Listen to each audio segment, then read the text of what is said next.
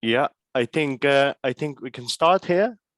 Welcome everybody again. Good morning. My name is Arthur from RMB. I'm here together with my colleagues, Anne, who is presenting and helping us with this webinar. I also have my colleague Alan with me, Alan Vincent, our very own British colleague sitting in Britain. And we also have Unsworth, Ian Ainsley from Unsworth, and Jenny. And we also have BBL with a very famous person, which is Clément Aloul, who has done many webinars together with us and Ian. So welcome everybody again. This is a webinar how to ship your goods to the EU and why France is according to us, in any case, the best gateway to import into the EU market. Anne, can you go to the next slide, please? Maybe just before we start, guys, can you put all your questions in the Q&A box instead of the chat? And we'll make sure that after the webinar, we have enough time to go through the questions. I will now give the word to Ian, who will be kicking off with presenting Unsworth and what they do. Go ahead, Ian. Thank you, Arthur, for the nice introduction. Good morning, everybody. So when you're shipping to the EU, you obviously need an export broker to get your goods out, an import broker to get your goods in. And with the solution we're proposing, you need a fiscal representative. So the role that Unsworth play in this trio is as the export broker. Just a little bit about Unsworth here. You can see that we've been in business since 1974, so that's nearly 50 years. So you're in safe hands. We do know what we're doing. We've been doing it for quite some time. We're a financially sound company. You can see there, 54 million, and that's growing year on year. And there's quite a few little awards there that you can see. So we are well respected within the freight forwarding industry as well. So you're pretty much in safe hands with working with us to deal with your exports out to the EU. If we can have a look at the next slide, please. So the solution that we propose in shipping out to your clients in the EU is DDP. And we've been helping clients for the past 18 months, pretty much since January, when Brexit kicked off. We've been working with both RMB and BBL to put a streamlined solution in place for companies like yourselves that are looking to basically get your goods out to the EU, out to your clients, wherever they are, as quickly and seamlessly as possible. And in doing that, we process about 800 declarations daily within the EU. Our role more specifically in shipping DDP, we check your documents, make sure they're all okay before we start doing the declarations. We do the export declarations. And the stakeholder interface management is kind of key from the perspective that we work with all parties, the shipper, the import broker BBL, and any haulage party, just to make sure that we're all singing from the same hymn sheet, and just to make sure that your shipments flow through as smoothly as possible with minimal delays. And where there are any hitches, we manage the whole process just to make sure that there's things are taken care of and unsnagged as quickly as possible for you. If you're looking for haulage solutions as well, if that's something that you need help with, we've got a pool of dedicated hauliers that we work with, and they'll be more than happy to work with you to help with the transportation. Next slide, please. So yeah, the benefits of DDP. What we like to look at it from a kind of streamlining perspective, in that you ship everything through a single point in the EU, single entry point, and we choose Calais as that entry point because we've got a working relationship with BBL. Like I said a bit earlier, we've been working with them for nearly 2 years now, so we've got a well-oiled machine in terms of how things work with them in Calais. They have a fantastic relationship with the authorities there in terms of customs interface and also VAT inspections if you're shipping products of animal origin. And basically the main benefits of DDP are, as a shipper, you take control of the whole process. You choose who your export broker is, who your import broker is, and it's all about kind of taking the burden away from your consignees, from your clients in the EU, and shipping as if Brexit never happened.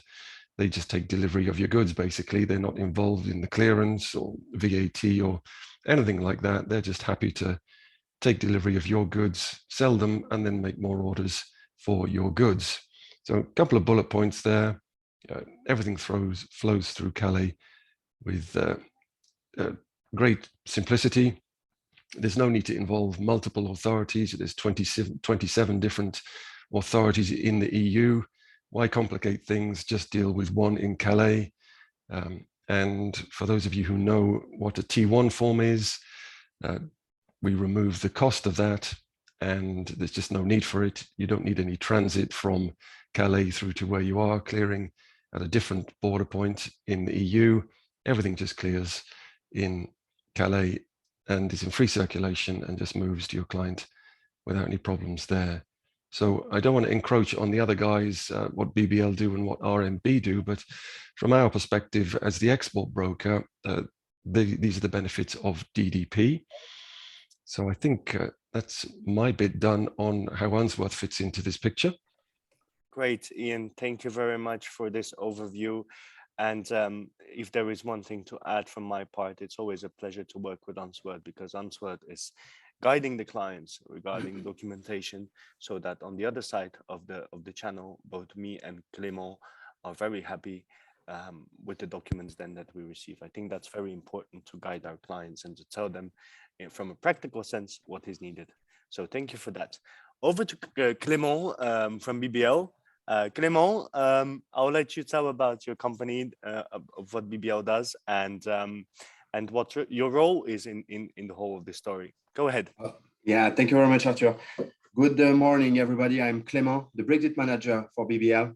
Let me introduce you very quickly and briefly who we are. BBL is a French family-owned company founded in 1997. We are active on the four main segments: air freight, contract logistics, overseas business, contract logistics, customs brokerage, and road freight. We are a mid-sized player of the supply chain industry. Our group is composed today of approximately 1,500 staff for a revenue of approximately 450 million of sterling. We enjoy a great coverage on the French territory with more than 40 locations and approximately 90 customs brokers spread all over the EU. Next slide, please. So we have set up 18 months ago a Brexit team of experts in order to ensure a perfect quality of services to the British companies who want to continue to do some business with the European companies. Today, this is a brief overview of the team I'm currently managing. So we are a 10 experienced customs broker, so dedicated for Brexit clearances only. We are 90 customs broker all over the group, and 10 of them are managing by myself for the Brexit flow only. We have 3 of them experts in the phytosanitary, sanitary, and veterinary processes. We have exactly, like Jan said, very good relationship with Dunkirk and Calais sanitary authorities due to the very good work we do. We are able to clear absolutely all kinds of goods. There is no products we cannot clear. We have excise warehouses in the north of France, in the south of France. We have all agreements to clear excise goods. We are expert on the product of animal origin, animal feed, etc., etc. We are working from the Monday to Sunday. We cover full week assistance.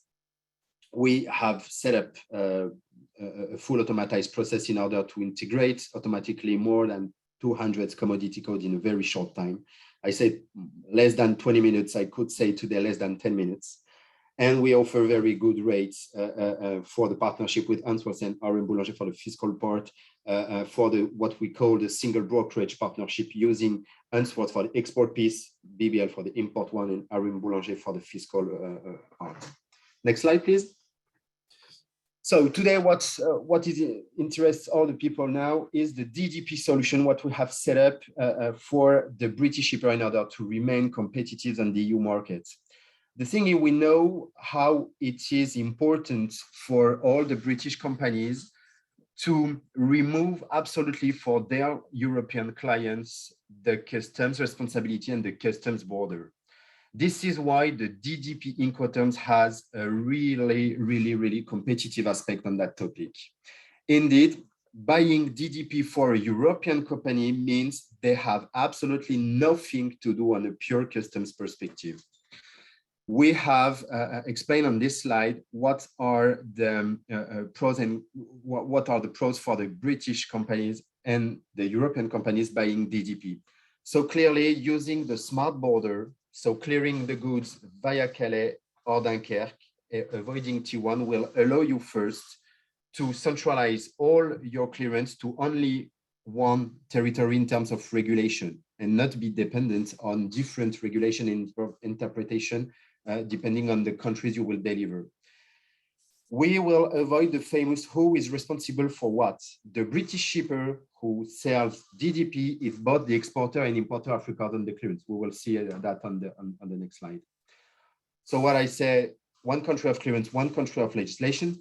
And once the goods arrived in Calais or in Dunkirk, thanks to the smart border, the goods are fully cleared and we do not have to raise any transit document or something else. For your European clients, it just makes his life easier. He is absolutely not involved in the customs process, absolutely no charges, no fees related to that for him. He also has no responsibility because it's DDP, so he receives the goods exactly as he has bought it at the corner of the street. Next slide, please. So I would like to present you what an official French import clearance looks like with the different status, the different boxes and different information we could see on that. The first is on the top left of the document, you can see the exporter and the importer. The exporter and importer are the same entity because you sell, like I said, DDP. So the sale contract is over once the goods are delivered and duties paid. On the top right, you see the status anticipé. Anticipé means that the goods are still in the UK. We will see the process of smart border just after. You will see the Incoterms in the middle of the clearance, DDP terms. We will need, in case of regime 42, RMB Boulanger will explain that, the VAT number of your consignee in order to ensure perfect fiscal traceability after the goods being cleared in France. And then you will see that absolutely no VAT to paid on the bottom right of the document. This is the goal of the regime 42, removing the VAT issue we could have. Next slide, please. So in order to pass the smart border, there are two ways. Either it's a full truckload or part load, and the BBL barcode you can see on the right will be directly scanned and at Dover via the smart border mechanism, or in case of group H, we can create what we call logistic envelope. It's a global envelope, including different barcodes, exactly like we see on the screen now. Next slide, please. Then the driver's task is to scan correctly the barcode or the logistic envelope at Dover in order for us to have all the status anticipate. You've seen on the top right of the document to switch to a validated status or a BAE status, which is the final status for a clearance. During the crossing, the driver will be announced via two different lines. The first line is the green line. 95% of the time, it's okay, the goods have been cleared, the driver can deliver immediately after his arrival at Calais. The second one is an orange line. It means something different. Either there is a customs control on the documentation, either it's a physical inspection required by the customs authorities, or there is a problem in the smart border process, document has not been scanned correctly. Next slide, please. And so to conclude, once the truck will leave the terminal, two different status will appear on the clearance.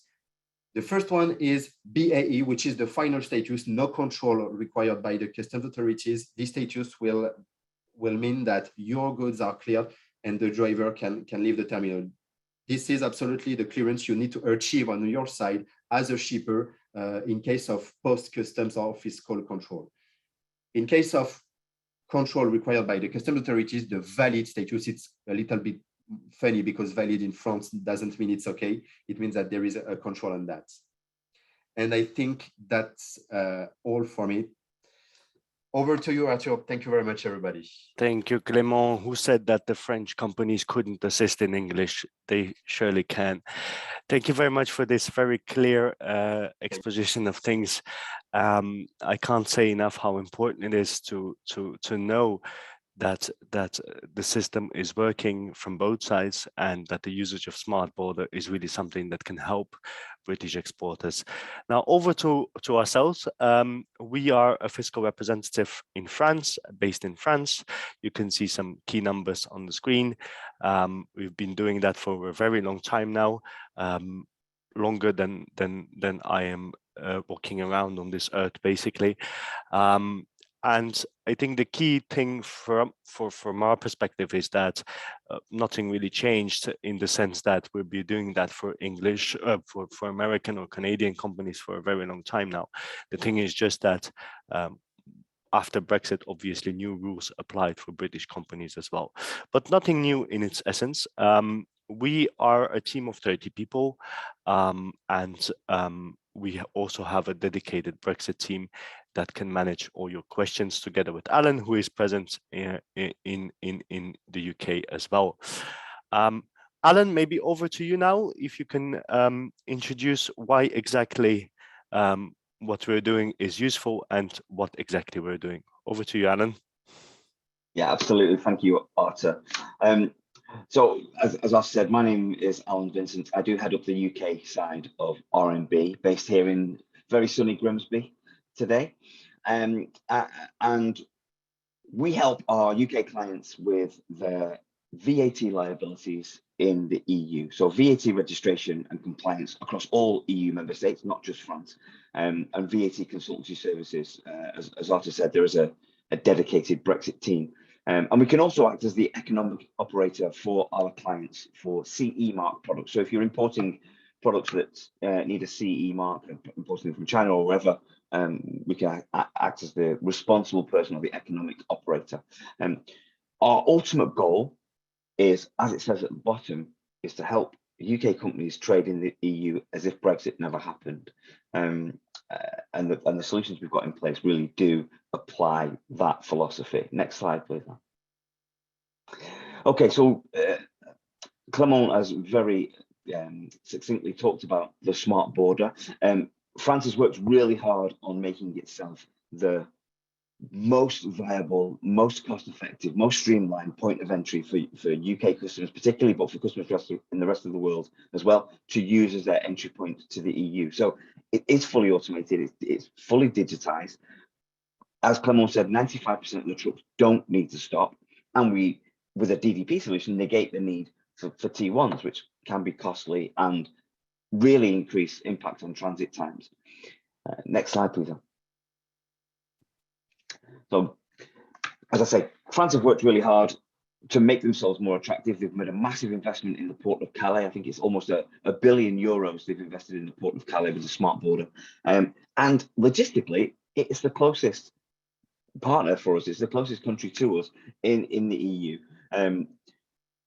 Using France as a sole point of entry means that you don't need to use any of the other customs authorities. You only have to deal with one set of authorities, one set of legislation, one set of import VAT, one set of customs clearances, and then your goods are in free circulation for the rest of the EU. Next slide, please, Anne. And this is a DDP solution. So a lot of my clients that I speak to, when Brexit happened, they started to either not ship at all, or they started to use a DAP solution where they put the onus and the responsibility on their European clients, gave them the responsibility for clearing the VAT, gave them the responsibility for paying the customs duties. But for the most part, European companies don't like that. They want to receive their goods as pre-Brexit for the price they paid for them. So DDP, which, sorry for teaching you to suck eggs, but is delivery and duty paid, means that the UK company takes care of all of those things for the European client. And I think that, at their cost. Alan, I think that this term is very easily used sometimes between people and in a conversation, but people very rarely realize really what this really means. A lot of solutions try to sell DDP solutions, but it's not because you pay the VAT that with that everything is done. You also need to file it correctly because it still remains your responsibility. So really realizing what DDP means is that you go from A to Z and you deliver really at the gates of your client, that the change of property basically of your goods happens at the gates of your client's premises. I think that's very important to understand for all of us, and the benefits obviously that go with that. Sorry to interrupt, Alan. I just wanted to add that.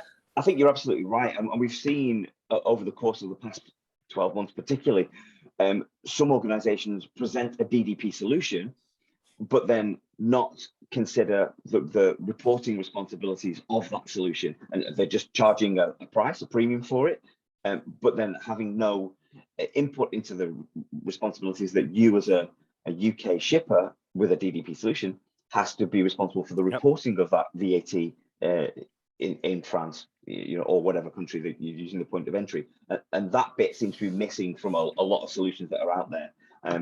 We are absolutely rock solid in that we make all of our clients compliant to the nth degree.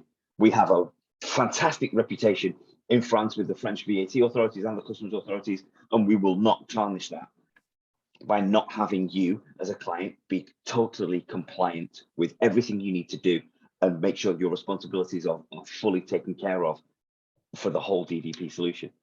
Next slide, please.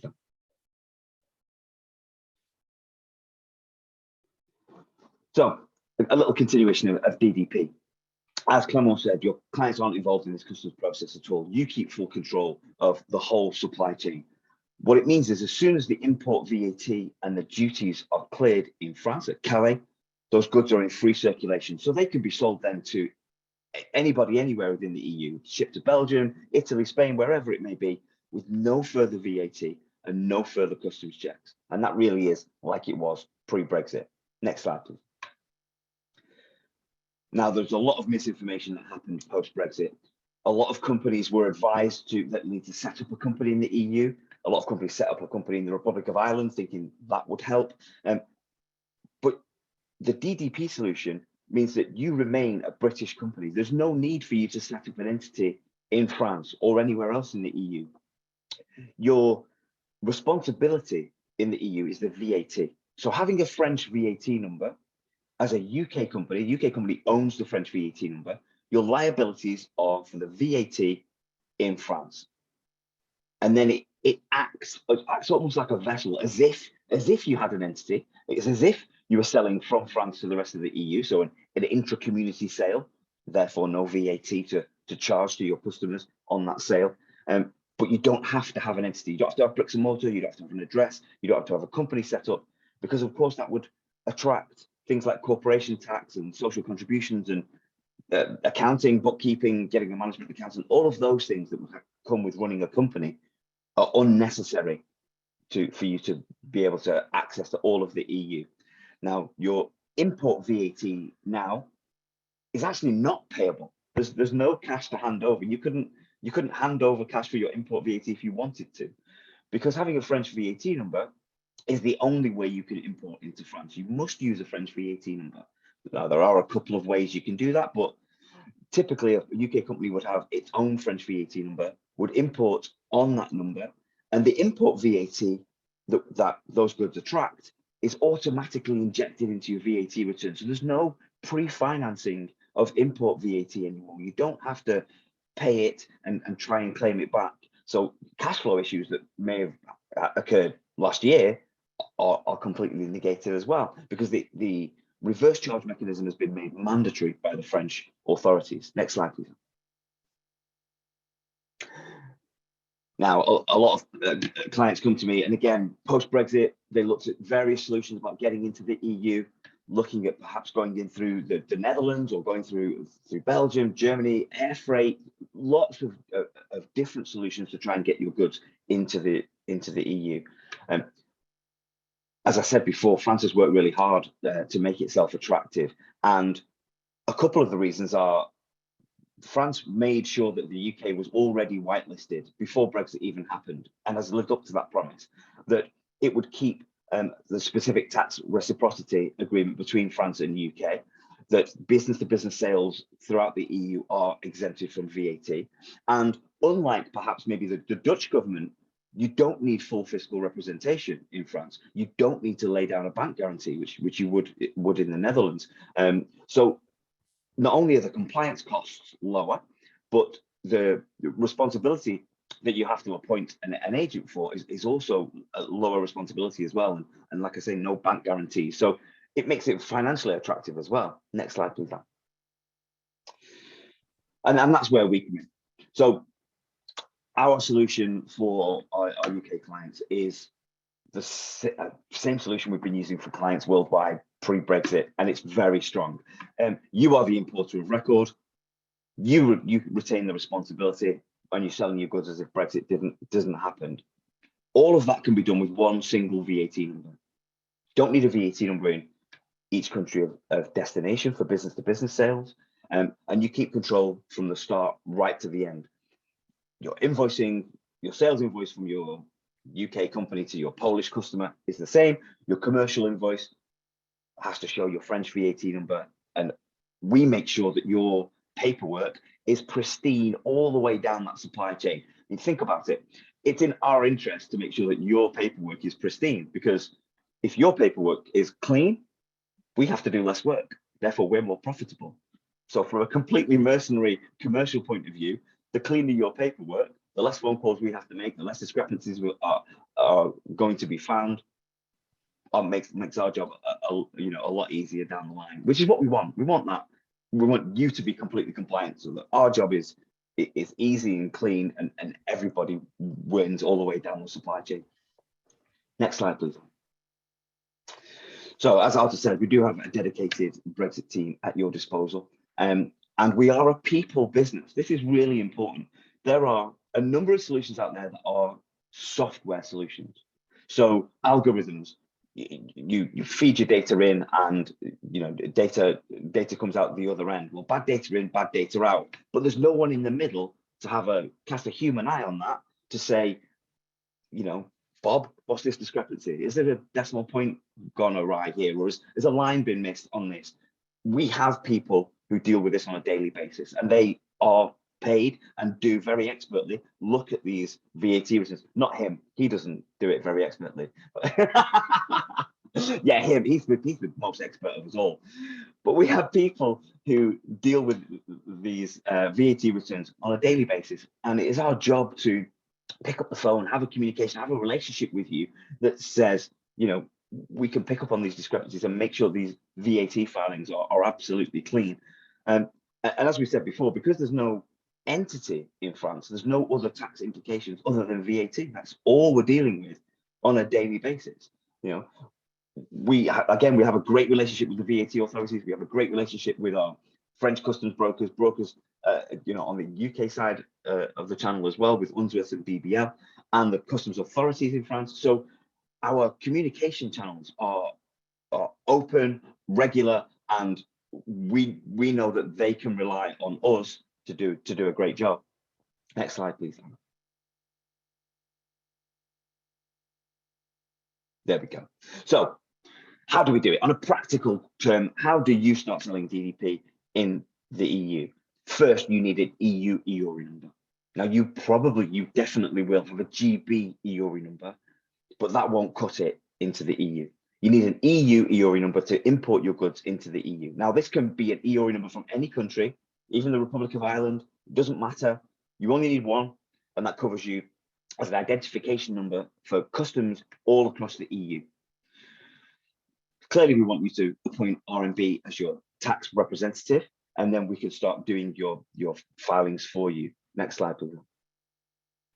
We will then take you through the process of registering your company for VAT in France. Obviously, that's in French with French documentation.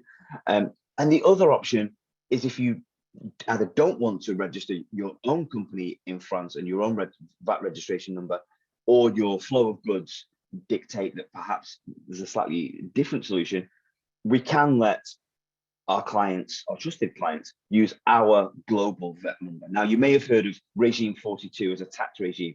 That would be a regime where you use our RMB's global VAT number. And it's a VAT number that's global in the sense that anybody can use it, but it is a French VAT number. So goods are still coming into France, clearing in France, but they're going on our VAT return, not your own. Okay. Now, there are some stipulations and some quite tight controls over that. The main one being that you can't use that and sell in France, but you can use that to import into France and sell anywhere else in the EU. So that all depends on your flow of goods, whether regime 42, using our VAT number, or regime 40, which would be using your own VAT number, is most applicable and most cost effective for you. So moving on from that, whether it's our VAT return or your own, we prepare and file those French VAT declarations. We take care of all the correspondence with the tax authorities, as you can imagine, and we are always on hand to assist you with any VAT issues you have anywhere along the line. Whether that's a query from your Luxembourg customer that said you've got to take the VAT number off this, and you've got to use a T1, and actually no, that's not true. So we can fix it, and we can speak to your customers in Europe as well. The office there is multilingual. The artist's got 6 languages to his name, and the rest of the staff there are pretty much all multilingual. It's just me that lets them down, so they leave me to speak the English as best I can. So we can deal with your customers, and we can speak to your customers right across the EU. Next slide, please. So now we have some actual cases to present that may ring true with a lot of you, and we'll go through them one by one. Arthur, do you want to step in and do you want to go through these cases, or do you want me to carry on? No, sure. Waffling as I am. You can take a breath, Alan, and meanwhile, and well done. Thank you for this clear exposition in with a British accent on top of it, because I can't do that, of course. So we have identified 3 cases, and just for a starter, to show you how we think or how we reason, what our logic is. We in the VAT world, let's take this as an axioma or as a universal law. The flow of goods and the flow of invoicing must follow each other. They must reflect each other. So we have identified 3 cases based on the flow of the goods. So for example, here, the first case is your company sells to French businesses only. Let's assume that you only have clients in France itself. Now, in that case, you absolutely need a VAT number to be selling DDP in France. Why? Because you are obligated to use the reverse charge mechanism on the import VAT. Now, our dear British friends know this as the postponed VAT accounting. It is the same thing as what you know in the UK, which means that you basically do not pay any VAT on import just because you are filing it. You are showing it to the tax authorities what you're doing by your VAT filing. And so this is why you have the right then not to pay any VAT in a cash flow manner, and then ask it back, get it back in your next VAT return, wait for it for 3 months, etc. So it's the same system as you know in the UK as postponed VAT accounting, and that's what creates the obligation to have this VAT number, because the usage of this postponed VAT accounting is mandatory.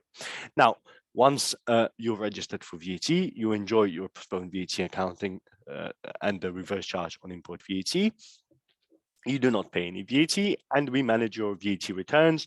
We put the operations in it, both from an inflow perspective, inbound perspective, as well as the outbound, which is your sales to your French customers. Now, in France, we have a lovely exemption rule that says non-established companies invoicing to French registered companies do not need to invoice any French VAT, even though it's a local sale.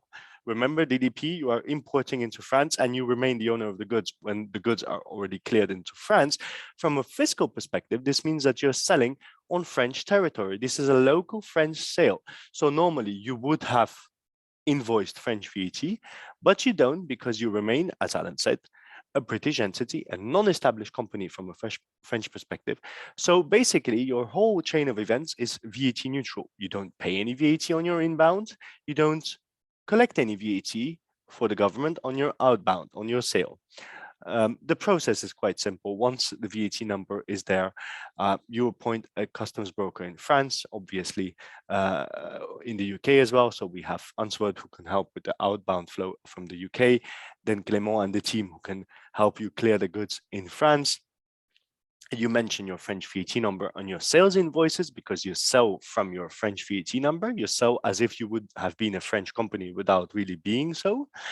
And we will report your operations into your VAT return. Now, of course, this opens then the door for you in the future as well. Imagine if in the future you would find then a client in Germany or in another European member state. Obviously, you can do the same thing and then sell from France to Germany. So you would have the potential for the other flows as well. But having already these sales in France basically obligates you to have a French VAT number. Next slide, Anne. Now, a second scenario is that your company sells to both French and EU-based clients, meaning you have operations in various different EU countries. Our solution is, again, well, in any case, you will be obligated sooner or later to have a French VAT number because of your sales into France. Now, while waiting for the French VAT number, you could say, well, at least my clients in the other European countries, I can service them already by using regime 42. We already touched based on that, but basically it's a customs regime saying I am importing and clearing goods into France. I'm putting them into free circulations in the EU, but the goods are not destined for France. They are destined for another country and they will leave France immediately. In that case, we could use our global VAT number while waiting for yours that will come through after X weeks. Currently, the waiting time, by the way, is around 2 to 3 months, so 8 to 12 weeks. But as a temporary solution, you could already use that solution. Well, especially for people that really have significant flows and that could not wait for a VAT number.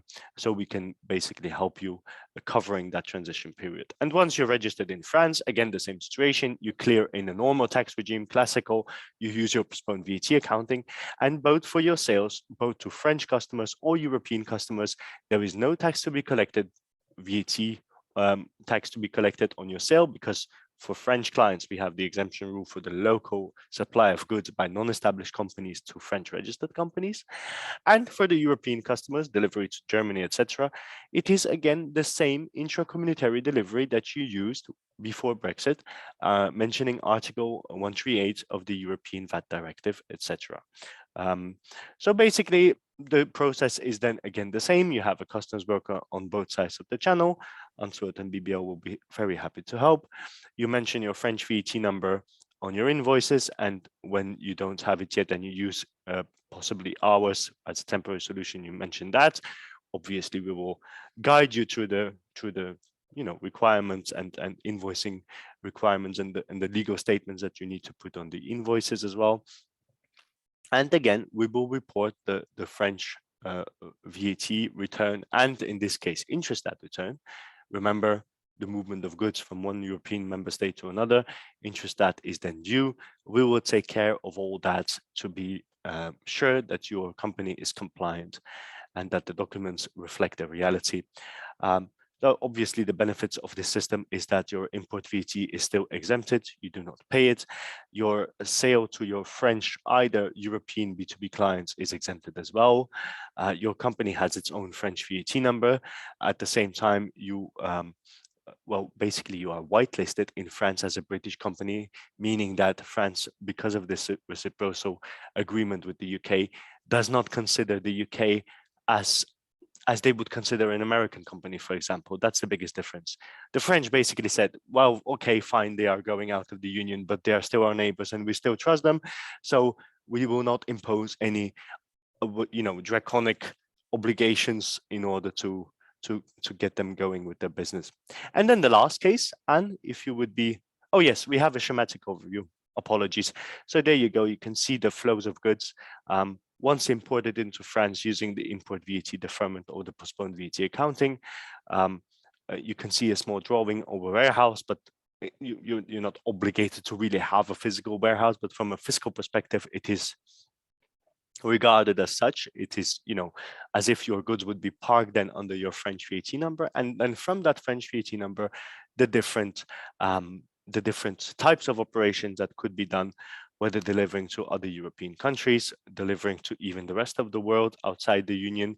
I'm thinking about Switzerland, I'm thinking about Norway, for example, or well, just delivering to French registered companies. By the way, French registered means that can also be a Belgian company with a French VAT number. So that as well is an option. Basically, avoiding any VAT flows and cash flow burden on any side of the transaction. Next slide. And there you go, case 3. Your company sells to businesses other than in France. Many people like this solution because it's so fast. On the contrary of the VAT registration, no need to wait for 2 months to get that, because you will be using our global VAT number. You can still then opt in to choose to register anyway. So that's up to you. I think the biggest advantages of Regime 42 is that it can be put in place in basically 24 hours. If all the documents, contracts, and all that power of attorneys are signed, it can be used immediately because the number already exists. You still don't pay any VAT upfront. As I said, the specific regime says that I'm importing goods into France, but they're not destined to France. So it really doesn't make any logical sense that you would then pay VAT in France. The goods are not to be consumed in France. And the same exemption rules from a selling point of view are again used, which is the intracommunitary delivery from France to, for example, Germany, then where you deliver to your client in Germany. Now, from a German perspective, it is as if they are buying from France, and they will be pointing as the point of origin from a fiscal perspective, Intrastat perspective as well, to our global VAT number. Many companies know this system, others do not, and we are, as Alan said, always happy to have a chat with your client in their own language to make them understand what they need to do and how they need to process this from their end. I think it's important here, Arthur, to just mention that Regime 42 or Regime 4200 is not a loophole. A lot of UK companies, because they haven't seen this before and they haven't needed to touch on this because they've been part of Europe, think this is a loophole that's going to be closed in the future, that it's some kind of trick. Regime 42 exists all across the EU. It's a very well-established, very long-standing tax regime for importing into a country and moving those goods from that country to the rest of the EU. There is absolutely no trickery here. This is absolutely due process. It's perfectly legal, and there's no we're not beating the system. It's something that we do all the time for worldwide clients, and now we do for UK clients as well. So these goods come from the UK into France with no import VAT to pay. That import VAT gets injected into the RMB Boulanger VAT return, so you don't see it. You do pay as you go to use the process. It's a bit like renting our number off us, and then those transactions can go directly from France and still use the green line on the customs declaration. Still, as Clement said, go straight through the green line and be delivered to any European Union country of destination with no VAT to pay. Exactly, and it's really not a loophole. It's a customs regime that also exists in other countries of the European Union. But the matter here is just that because of the importer, the British importer, in this case, will not be registered for VAT in the EU. The biggest difference, I think, with the registration is that then all the liabilities are ours. We do then act as a kind of a fiscal representative. We are then the first point of contact to the tax authorities. So the documents must be in order, and we must have them. We must have the proof of delivery. We must have the invoices. We must be sure that on the invoices, everything is put as it needs to be put. Also for the customs and tax authorities, because of the fact that you're not registered for VAT. Obviously, they are a bit afraid that some people would misuse this regime, and this is why we insist and we really prefer, if working with this kind of regimes, with this kind of setups, to work with trustworthy partners. BBL and Unsworth are the best example of that, because everything stands or falls with the cooperation between us. I know that BBL and the team perfectly master, as well as Unsworth, the type of documentation that they need to create when using regime 42, the liabilities that they take together with us, and that's very important. It's the I sleep very well at night, and Alan as well, and Clément as well, because we know if in the morning I have a tax audit, I have my documents, I have everything that they would need, and that is why I have such a smooth skin. But I think that's the most important thing, just to realize that while taking the responsibility for a certain process, that the process is supported with the clear and clean documents. Now, we have a red box on this slide. Again, this cannot be used for imports into France. This can only be used for imports that are imported to France and then cleared and onward to another European country. You are using France as a tunnel, as you would basically do when you transit a country. The biggest difference is you clear on your first point of entry in the EU and not 2,000 kilometers further or miles further. For example, in Lithuania, where they would say your T1 is not good enough, go back to France where you entered.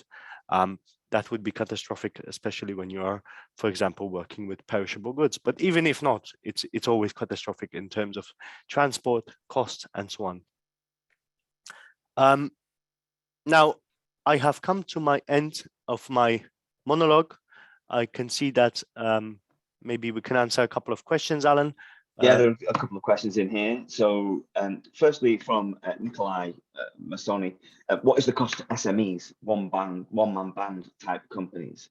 I mean, Nikolai, happy to talk to you one-to-one on this and to go through your flow of goods and to put a formal quote together for you. But essentially, the costs are the same. Whether you are your costs only increase on your VAT filings, particularly on your VAT filings, because that's what RMB can talk about, based on your sales value in the month into the EU. So if you're a big multinational, multi-million pound, multi-billion pound company, and you're doing 2 million euros a month, 3, 4, 5 million euros a month, your fees are going to be higher than if you're doing 20,000 a month, because you're a small business-to-business seller.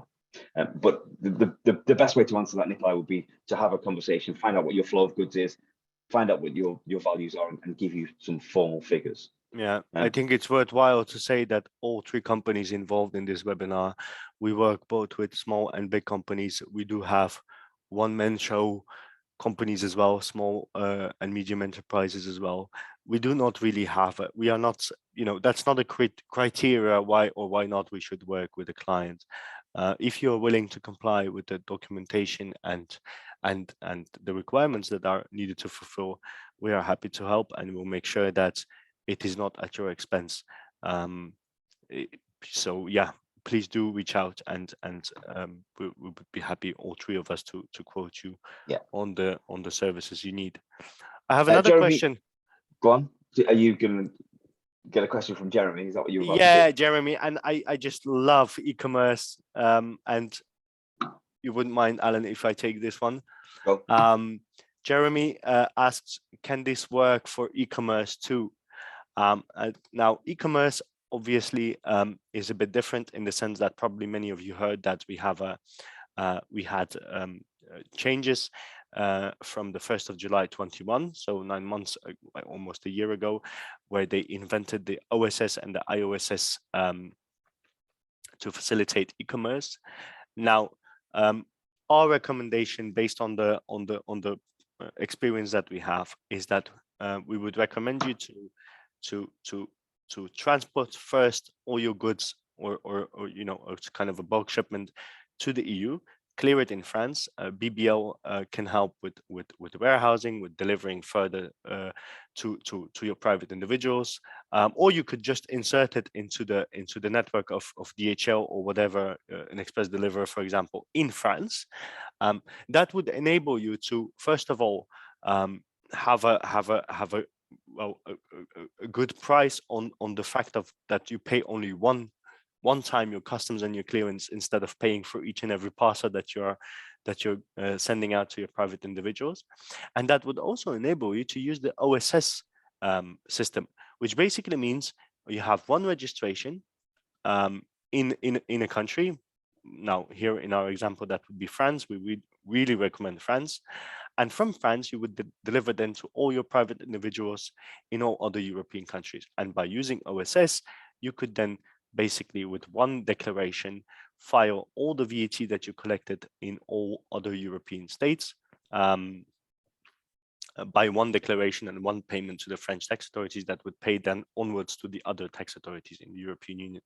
Why do I recommend this option? Not only because it's cost efficient, I believe, also in terms of transport and customs, and also our services, but also because it's a much better system than the IOSS, which is very limited to certain scenarios where it really makes sense to use it. But for many other scenarios, it is not really a good way to go forward. So I would really recommend OSS, clear your goods in one go in a bulk to France, and then only split it up in parcels from France onwards.